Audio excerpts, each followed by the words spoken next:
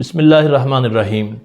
ایک اہم مسئلہ میت کے غسل کے حوالے سے ہے۔ اس میں بہت سی غلط فہمیاں پائی جاتی ہیں۔ پہلی بات یہ ذہن نشین کر لیں کہ اولاد کے لیے افضل ہے کہ وہ اپنے ماں باپ کو غسل خود دے۔ بیٹی اپنی ماں کو غسل دے، بیٹا اپنے باپ کو غسل دے اور اس کا طریقہ سیکھے۔ اور اس میں بعض غسل دینے والے جو پروفیشنل حضرات ہیں وہ بہت سختی کرتے ہیں میت کے ساتھ، اس کے کپڑے اتارنے میں کھینچا تانی کرتے ہیں، جبکہ حکم یہ ہے کہ میت کے ساتھ نرمی کا برتاؤ کیا جائے۔ دوسری بات، غسل دینے کے لیے جس جگہ کا انتخاب کیا جائے وہاں پردہ ہونا چاہیے۔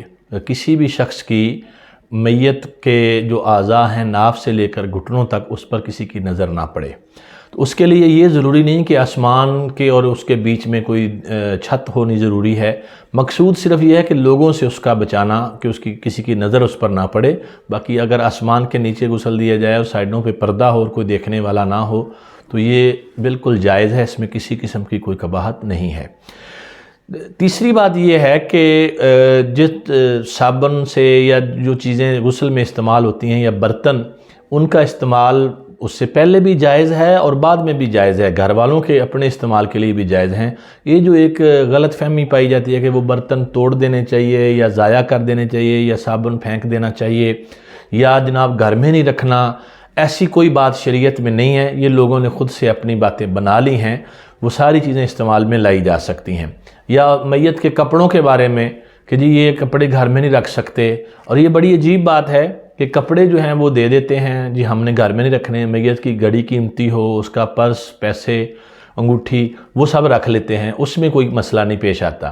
تو جس طرح ان چیزوں میں کوئی پرابلم نہیں ہے، اس طرح لباس میں بھی اور اس طرح کی چیزوں میں بھی کوئی مسئلہ نہیں ہے۔ اور ایک بڑی ضروری بات یہ ہے کہ میت کو جب غسل دیا جاتا ہے تو جو پانی غسل دے کر نکلتا ہے، گاؤں دیہاتوں میں لوگ یہ سمجھتے ہیں کہ اس پانی کو زمین کے اندر چھپانا ضروری ہے، گڑھا کھودتے ہیں اور پانی سارا اس کے اندر جاتا ہے، اور کئی لوگ کہتے ہیں کہ جی پانی نالی میں نہیں جانا چاہیے۔ تو اس قسم کا بھی کوئی مسئلہ نہیں ہے، وہ پانی نالی میں جائے جہاں مرضی، وہ ایسے ہی جیسے کوئی عام بندہ غسل کرتا ہے تو پانی نالی میں جاتا ہے، کوئی قباحت والی بات نہیں ہے۔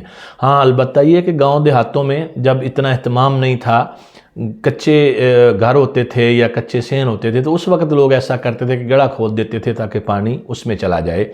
باقی شریعت نے ایسا کوئی حکم نہیں رکھا کہ میت کو غسل دیتے وقت جو پانی ہے وہ زمین کے اندر دبانا اس کو ضروری ہے۔ اور پھر غسل دینے والا شخص جو ہے اس پر یہ ضروری نہیں ہے کہ وہ بعد میں خود بھی غسل کرے۔ ہاں وضو کرنا اس کا غسل سے پہلے، یہ تاکہ وہ پاک ہو اور پانی اس کے ہاتھ لگانے سے مستعمل نہ ہو، یا وضو نہیں تو کم از کم اس کے جو ہاتھ ہیں وہ دھلے ہونے چاہیے تاکہ پانی میں ڈالیں تو وہ پانی مستعمل نہ ہو جائے جس سے میت کو غسل دینا۔ اور کفن کے اندر ایک کپڑا عموماً ہمارے ہاں آتا ہے جس کو میت کے ناف سے لے کر گھٹنوں کے اوپر تک دیا جاتا ہے پردے کے طور پر، تو وہ سفید رنگ کا ہوتا ہے اور لٹھے کا ہوتا ہے، تو وہ جیسے ہی پانی اس کے اوپر پڑتا ہے تو وہ بدن کے ساتھ چپک جاتا ہے، جس کا نقصان یہ ہوتا ہے کہ وہ بدن ظاہر ہو جاتا ہے۔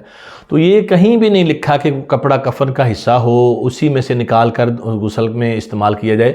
اس کے لیے آپ کوئی موٹا رنگدار کپڑا گھر کا بھی استعمال شدہ بھی وہ لے سکتے ہیں اور ناف سے لے کر گھٹنوں تک اس کو ڈھانپیں اور اس کے بعد جو ہے وہ غسل دیں۔ اور میت جو خاتون کی ہو اس کے لیے اس کے سینہ اور مطلب ٹانگوں تک سارا ڈھانپنا ضروری ہے غسل کے لیے، تو اس کی طرف نظر نہیں کرنی چاہیے، عورت کو بھی نہیں کرنی چاہیے، اور ہاتھ پر بھی موٹا کپڑا لپیٹ کر کوئی اس کو غسل وغیرہ کروانا چاہیے۔